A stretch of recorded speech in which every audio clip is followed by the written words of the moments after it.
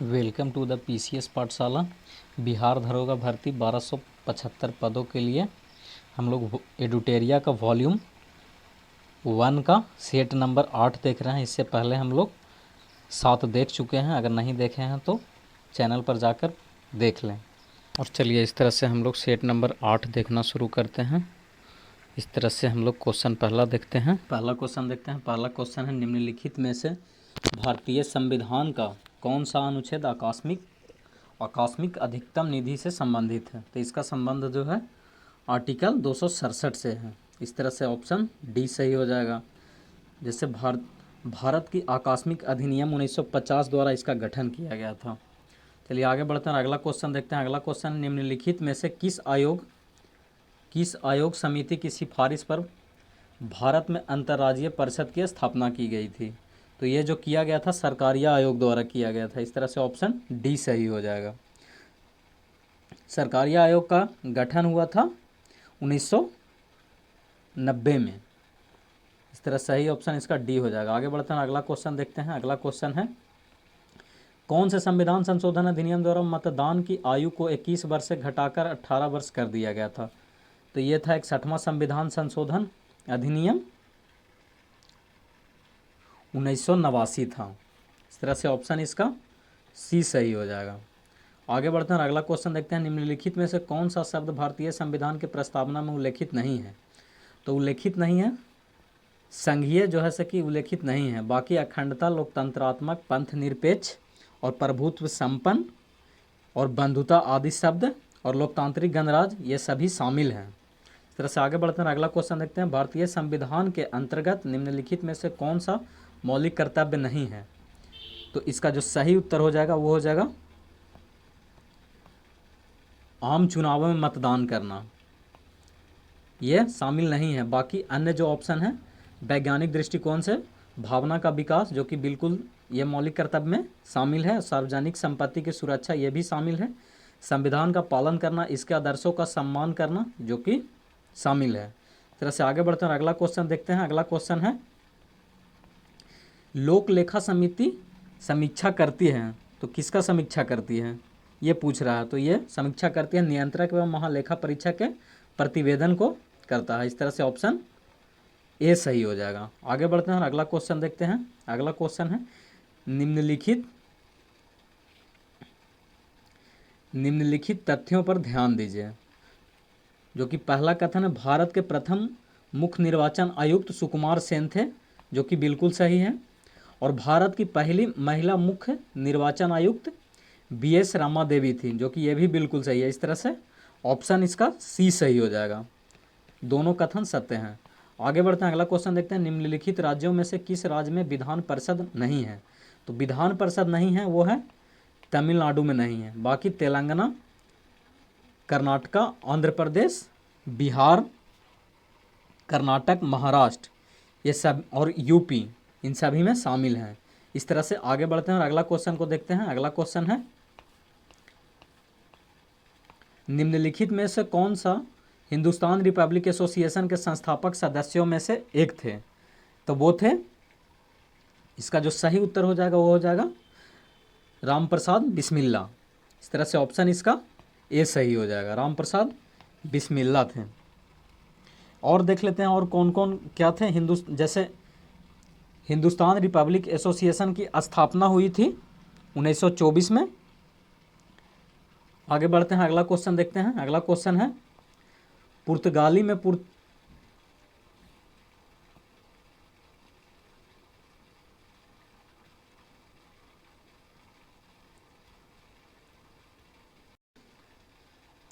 Question देखते हैं। निम्नलिखित में से कौन हिंदुस्तान रिपब्लिक एसोसिएशन के संस्थापक में से एक थे। तो ये थे राम प्रसाद बिस्मिल्ला थे, इसलिए ऑप्शन इसका ए सही हो जाएगा।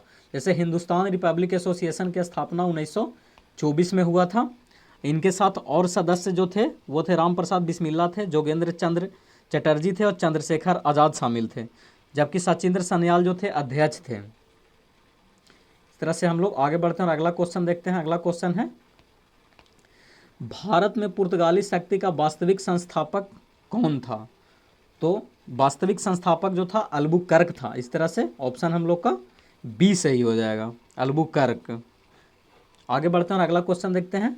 ब्रिटिश भारत गणराज्य क्षेत्र का अंतिम प्रमुख विस्तार हुआ था किसके काल में हुआ था, वो पूछ रहा है। तो वो हुआ था डफरीन के समय में हुआ था। इस तरह से ऑप्शन ए सही हो जाएगा।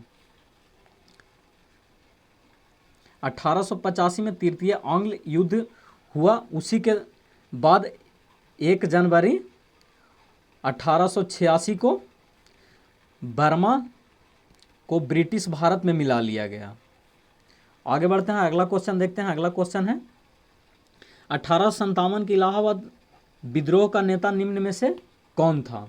तो इसका जो सही उत्तर हो जाएगा वो हो जाएगा मौलवी लियाकत अली थे। इस तरह से ऑप्शन इसका सी सही हो जाएगा।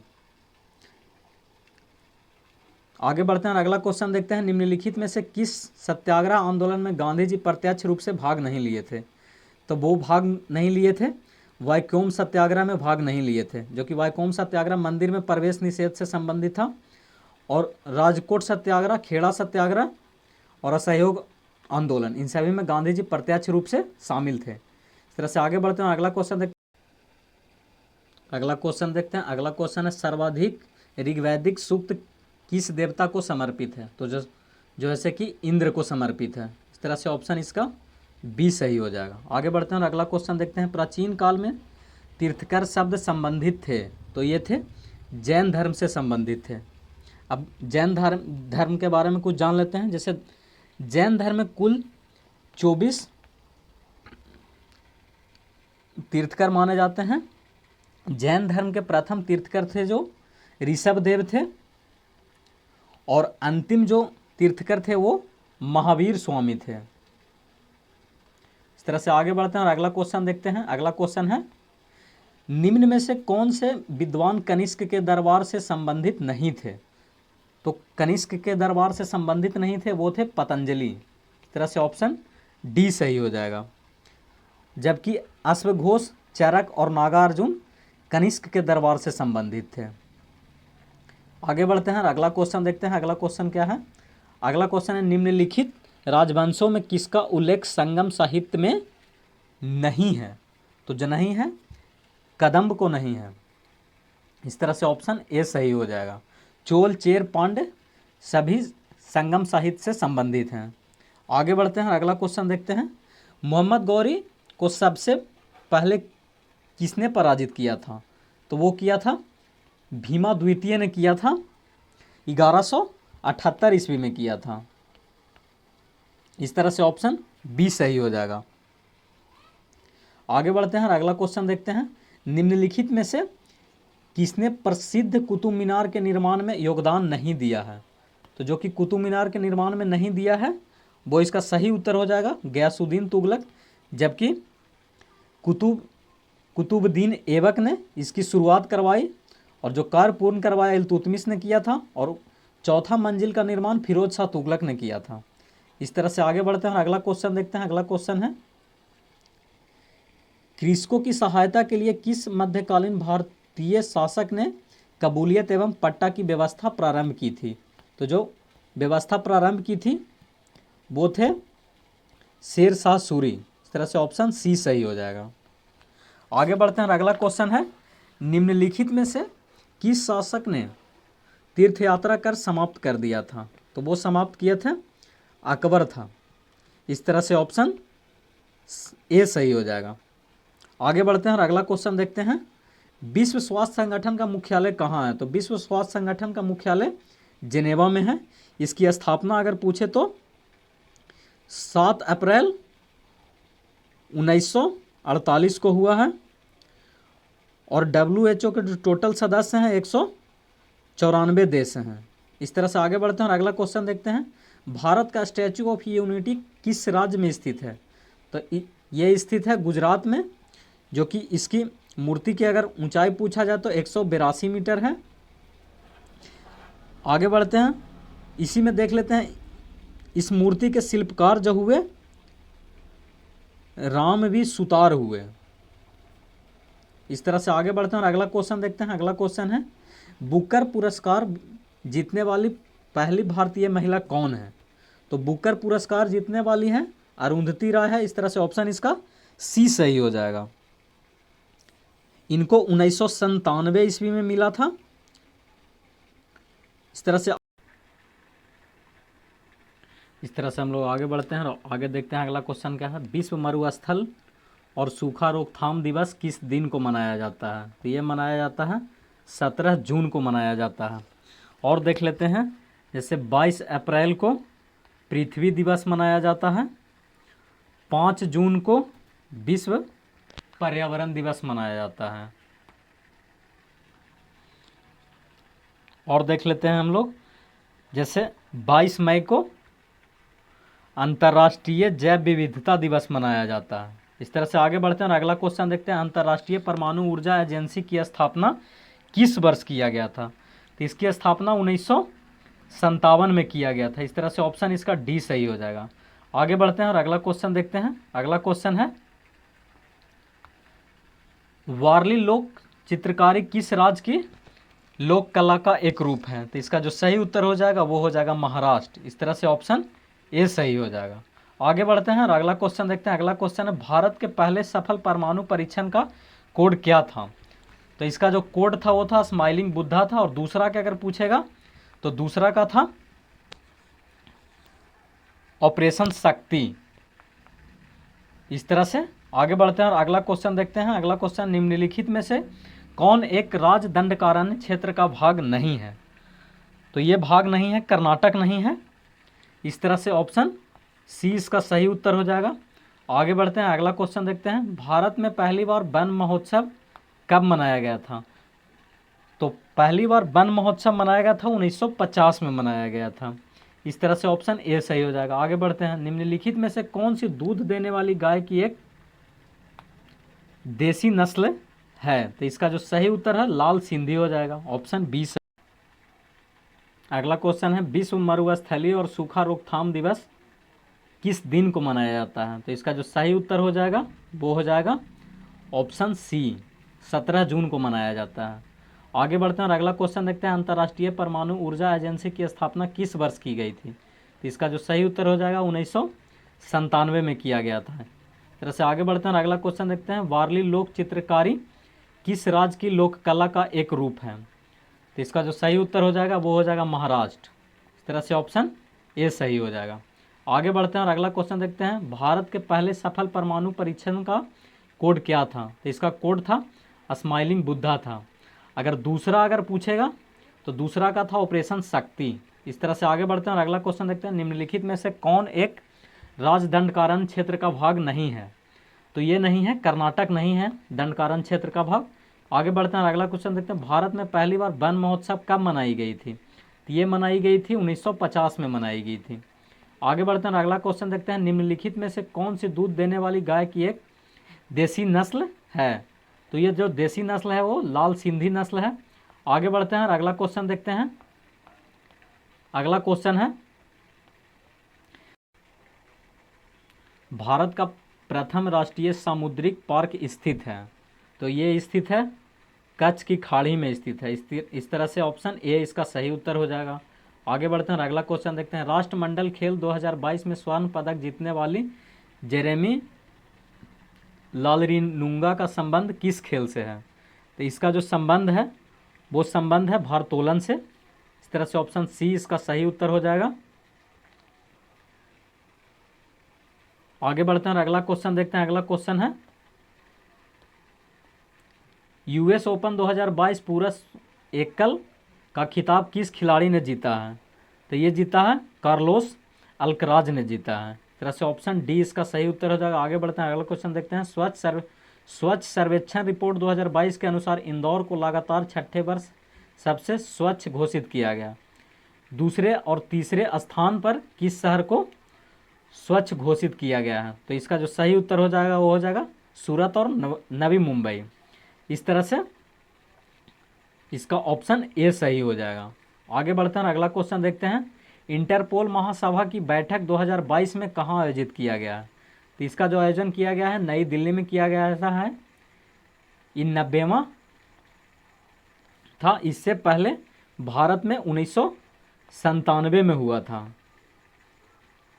आगे बढ़ते हैं हम लोग, अगला क्वेश्चन देखते हैं। अगला क्वेश्चन है, राष्ट्रीय जल पुरस्कार 2022 से पूर्वी जोन के किस जिले को सम्मानित किया गया है? तो इसका जो सही उत्तर हो जाएगा पूर्वी चंपारण बिहार है। आगे बढ़ते हैं, अगला क्वेश्चन है चिकित्सा के क्षेत्र में नोबेल पुरस्कार 2022 से सम्मानित स्वांतो पावो का संबंध किस देश से है? तो इनका संबंध जो है वह है स्वीडन से है। इस तरह से ऑप्शन ए इसका सही उत्तर हो जाएगा। आगे बढ़ते हैं, अगला क्वेश्चन देखते हैं। अगला क्वेश्चन है उदार शक्ति सैन्य अभ्यास का आयोजन भारत तथा किन देश के मध्य आयोजित किया गया? तो ये किया गया है मलेशिया के साथ। इस तरह से ऑप्शन सी सही हो जाएगा। आगे बढ़ते हैं, अगला क्वेश्चन है अंतर्राष्ट्रीय बौद्धिक संपदा सूचकांक 2022 में भारत का स्थान कौन सा रहा है?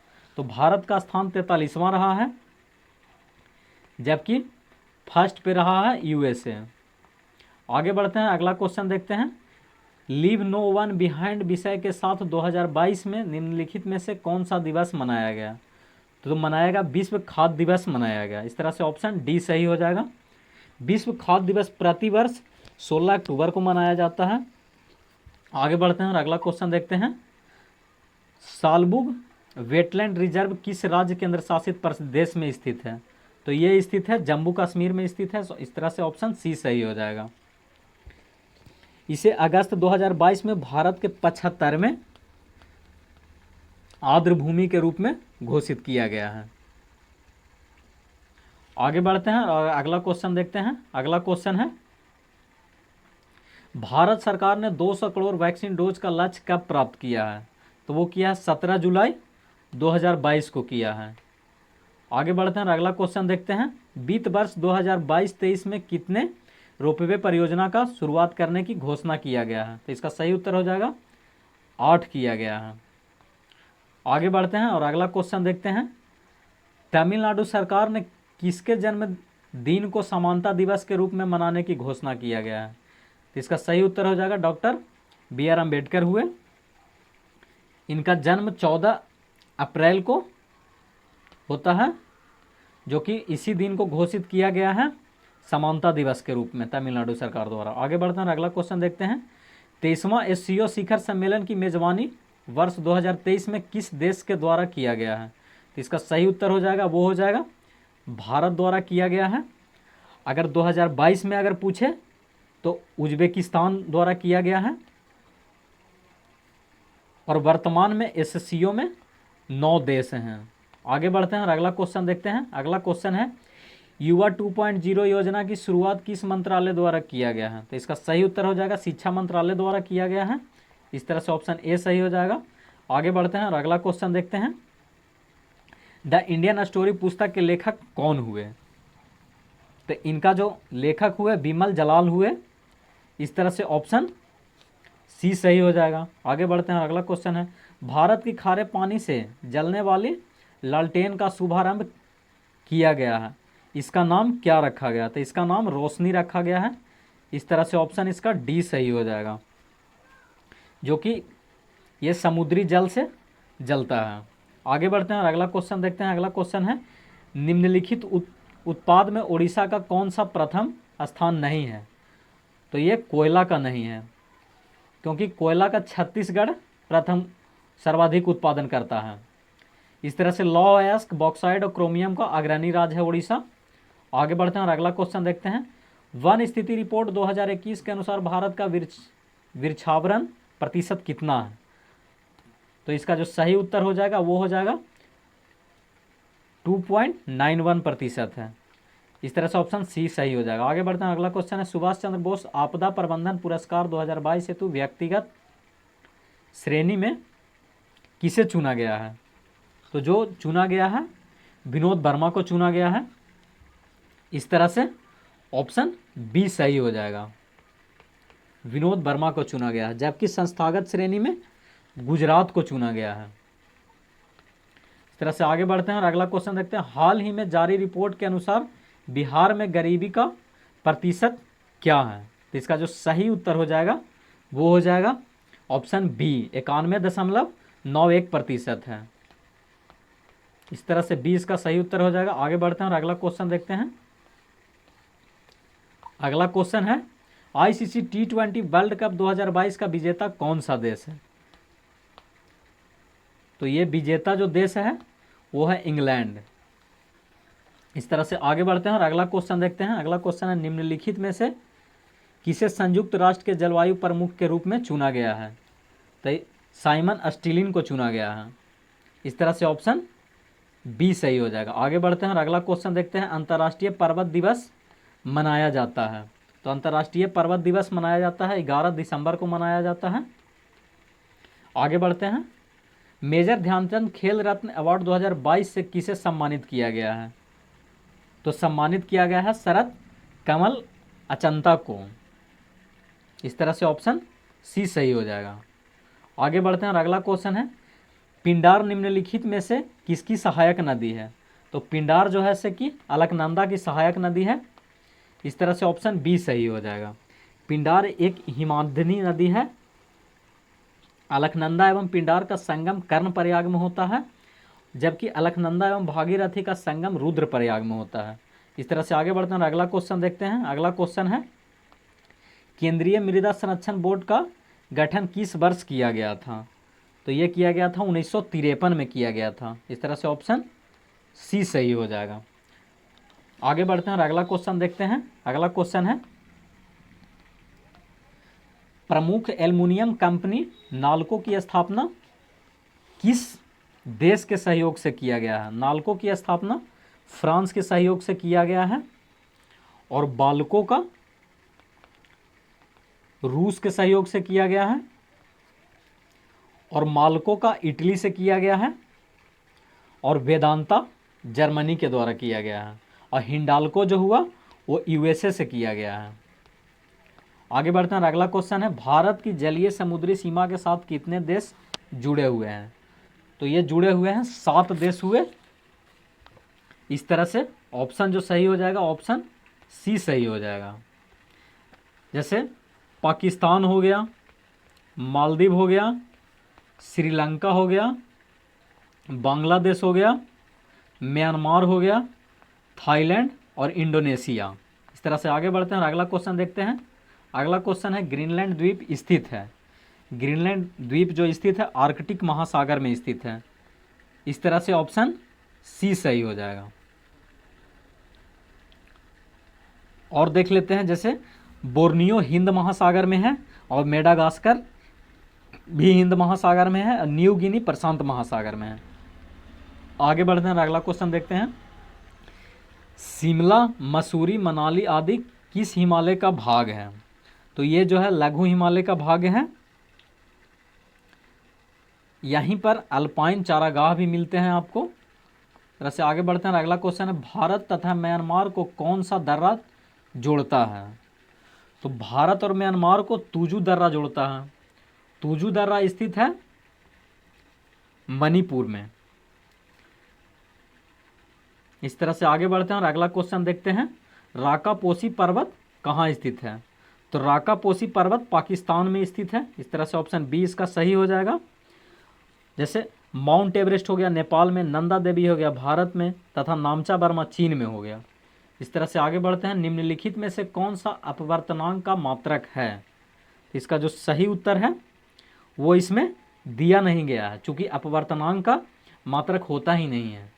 इस तरह से ऑप्शन इसका डी सही हो जाएगा।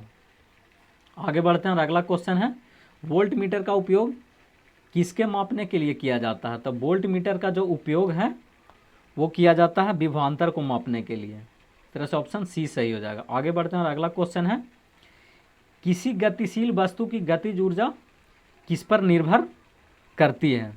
तो गतिज ऊर्जा निर्भर करती है द्रव्यमान और वेग पर निर्भर करती है। इस तरह से ऑप्शन ए सही हो जाएगा। आगे बढ़ते हैं। न्यूटन के गति के प्रथम नियम के अन्य किस नियम से जाना जाता है?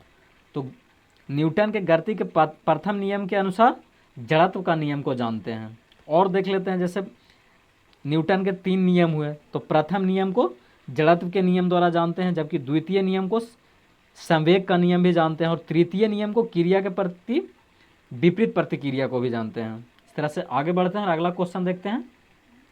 गुरुत्वीय त्वरण जी का मान निम्न में से किस पर निर्भर नहीं करता है? तो जी का मान वस्तु के द्रव्यमान पर बिल्कुल नहीं निर्भर करता है। इस तरह से ऑप्शन डी सही हो जाएगा। आगे बढ़ते हैं और अगला क्वेश्चन है यदि एक तरंग की आवृत्ति बढ़ती है तो इसकी तरंगदैर्घ्य पर क्या प्रभाव पड़ता है, तो ये घट जाता है। इस तरह से ऑप्शन बी सही हो जाएगा। आगे बढ़ते हैं, अगला क्वेश्चन है, किसी दर्पण के वक्रता की फोकस दूरी तथा त्रिज्या के बीच क्या संबंध है, तो इनके बीच संबंध है r बराबर 2f का। इस तरह से ऑप्शन बी सही हो जाएगा।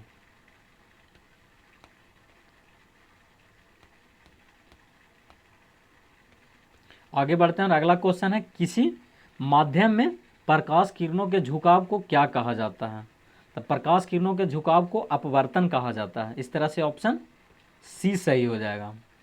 आगे बढ़ते हैं और अगला क्वेश्चन है, प्रतिरोधकता के व्युत्क्रम को क्या कहा जाता है, तो चालकता कहा जाता है। इस तरह से ऑप्शन ए सही हो जाएगा।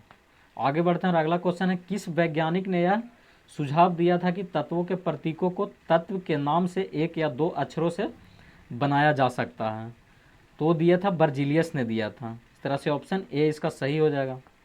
आगे बढ़ते हैं, अगला क्वेश्चन है, किसी परमाणु के नाभिक में मौजूद प्रोटॉन और न्यूट्रॉनों की संख्या कुल संख्या को किस रूप में जाना जाता है, तो इसका जो सही उत्तर हो जाएगा वो हो जाएगा द्रव्यमान संख्या के रूप में जाना जाता है। इस तरह से ऑप्शन सी सही हो जाएगा।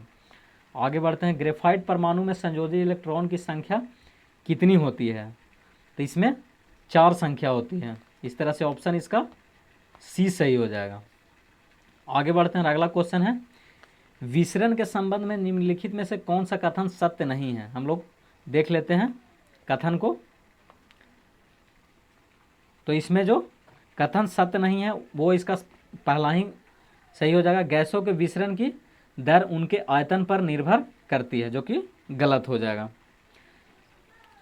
अन्य जो है, विसरण के कण उच्च सांद्रता में निम्न सांद्रता की ओर बढ़ती है, की ओर गति करती है, जो कि बिल्कुल सत्य है। गैसों के विसरण की दर ठोस और द्रव की तुलना में अधिक होती है, कि यह भी सही है। विसरण केवल तभी संभव है जब पदार्थ के कण लगातार गतिमान अवस्था में होती है, यह भी सही है। इस तरह से ऑप्शन ए हम लोग का गलत हो जाएगा। आगे बढ़ते हैं, क्षार के गुणों के संबंध में निम्नलिखित में से कौन सा कथन सत्य है, तो कथन देख लेते हैं, क्षार लाल लिटमस पत्र को नीला में बदल देता है, जो कि बिल्कुल सही है। और क्षार में कड़वा स्वाद होता है, यह भी सही है। क्षार विलयन में बिजली संचालित करती है, जो कि बिल्कुल सही है। इस तरह से ऑप्शन डी सही हो जाएगा। सभी कथन सत्य हैं। आगे बढ़ते हैं, आधुनिक आवर्त सारणी के बाईं ओर स्थित एकमात्र अधातु कौन सी है, इसका जो सही उत्तर हो जाएगा ऑप्शन बी सही हो जाएगा, हाइड्रोजन है। आगे बढ़ते हैं, निम्नलिखित में से किसका उपयोग जल की अस्थायी कठोरता दूर करने के लिए किया जाता है, तो ये किया जाता है धोवन सोडा को किया जाता है। इस तरह से ऑप्शन डी सही हो जाएगा। आगे बढ़ते हैं और अगला क्वेश्चन, निम्नलिखित में से किसे पानी में घोलने पर जिप्सम में परिवर्तित हो जाता है, तो यह है कैल्शियम सल्फेट हेमीहाइड्रेट है। इस तरह से ऑप्शन सी सही हो जाएगा। अगला क्वेश्चन देखते हैं, स्टेनलेस स्टील बनाने के लिए निम्नलिखित में से किस धातु को क्रोमियम के साथ मिलाया जाता है, तो क्रोमियम के साथ निकेल और लोहा को मिलाया जाता है। इस तरह से ऑप्शन ए सही हो जाएगा। आगे बढ़ते हैं, निम्नलिखित में से कौन सा मकड़ी का अध्ययन से संबंधित है, तो मकड़ी का अध्ययन से संबंधित है आर्कनोलॉजी। इस तरह से ऑप्शन डी सही हो जाएगा। जैसे साइनोलॉजी कुत्तों का अध्ययन से हो गया, एपिडोलॉजी मधुमक्खी का अध्ययन से हो गया, आर्कियोलॉजी हो गया मानव संस्कृति विकास कार्यक्रम के अध्ययन से है। इस तरह से आगे बढ़ते हैं और अगला क्वेश्चन है, पेशी ऊतक कितने प्रकार की होती है, तो पेशी ऊतक मुख्यतः 3 प्रकार के होते हैं। इस तरह से ऑप्शन बी सही हो जाएगा। पेशी ऊतक टोटल 3 होते हैं, उसमें पहला जो हो गया रेखीय पेशी ऊतक हो गया, और दूसरा हो गया अरेखीय, और तीसरा हो गया हृदय पेशी ऊतक। इस तरह से आगे बढ़ते हैं और अगला क्वेश्चन देखते हैं। अगला क्वेश्चन है, एक ही प्रजाति की विभिन्न आबादियों के बीच की आनुवंशिकता भिन्नता को क्या कहा जाता है, तो इसको आनुवंशिक विविधता कहते हैं। इस तरह से ऑप्शन डी सही हो जाएगा। आगे बढ़ते हैं, जंतुओं का सबसे बड़ा समूह कौन है, तो ये आर्थ्रोपोडा समूह सबसे बड़ा समूह है। आगे बढ़ते हैं और अगला क्वेश्चन है, स्तनधारियों के हृदय में कितने कोष्ठ होते हैं, तो टोटल 4 होते हैं स्तनधारियों में। आगे बढ़ते हैं और आगे बढ़ते हैं, सेब के फल में लाली का क्या कारण है? एंथ्रोसाइनिन है। तो इसका सही उत्तर हो जाएगा ऑप्शन सी। आगे बढ़ते हैं, जीवन चक्र की दृष्टि से पौधों का सबसे महत्वपूर्ण भाग क्या है? इसका सबसे महत्वपूर्ण भाग हो जाएगा वो हो जाएगा पुष्प। इस तरह से आगे बढ़ते हैं और अगला क्वेश्चन देखते हैं, सूची को मिलाना हो गया। तो इसका जो सही, हम लोग डायरेक्ट सही देख लेते हैं। सबसे छोटा बीज जो हो जाएगा आर्कडिक हो जाएगा। इस तरह से 1 का 3 हो जाएगा। सबसे छोटा गुणसूत्र अगर पूछे तो वो हो जाएगा शैवाल। और सबसे छोटा पुष्प पूछे तो वो हो जाएगा वुल्फिया। और सबसे छोटी कोशिका हो माइकोप्लाज्मा। इस तरह से इसका सही उत्तर हो जाएगा ऑप्शन ए हो जाएगा। आगे बढ़ते हैं और अगला क्वेश्चन देखते हैं। अगला क्वेश्चन है, निम्नलिखित में से किस समिति का संबंध मुद्रा आपूर्ति की अवधारणा से है? तो वाईवी रेड्डी समिति से है। इस तरह से ऑप्शन ए सही हो जाएगा। आगे बढ़ते हैं और अगला क्वेश्चन देखते हैं, रुपया को परिवर्तनीयता का क्या तात्पर्य है? तो रुपये की अन्य मुद्रा में परिवर्तन करने हेतु अनुमति। इसका सही जो उत्तर हो जाएगा ऑप्शन बी हो जाएगा। रुपये को अन्य मुद्रा में परिवर्तित करने हेतु अनुमति को। इस तरह से किस वर्ष भारतीय रिजर्व बैंक की राष्ट्रीयकरण किया गया था? तो इसका सही उत्तर हो जाएगा वो हो जाएगा ऑप्शन सी, 1949 ईस्वी में किया गया था। इस तरह से हम लोग आगे बढ़ते हैं और अगला क्वेश्चन है, 8 मूल उद्योगों के सूचकांक में निम्नलिखित में से किसको सर्वाधिक महत्वपूर्ण दिया गया है? तो इसका सही उत्तर हो जाएगा वो हो जाएगा रिफाइनरी उत्पाद को दिया गया है। इस तरह से ऑप्शन डी सही हो जाएगा। जैसे कोयला, कच्चा तेल, प्राकृतिक गैस, रिफाइनरी उत्पादन, उर्वरक, इस्पात, सीमेंट तथा विद्युत 8 मूल उद्योग हुए। इस तरह से आगे बढ़ते हैं और अब मैथ आ गया है। चूँकि मैथ का हम लोग डायरेक्ट आंसर देख लेंगे, तो 96 का जो हो जाएगा वो हो जाएगा ऑप्शन ए, 97 का हो जाएगा ऑप्शन डी, और 98 का हो जाएगा ऑप्शन बी, और 99 का हो जाएगा ऑप्शन डी, और 100 का हो जाएगा ऑप्शन बी।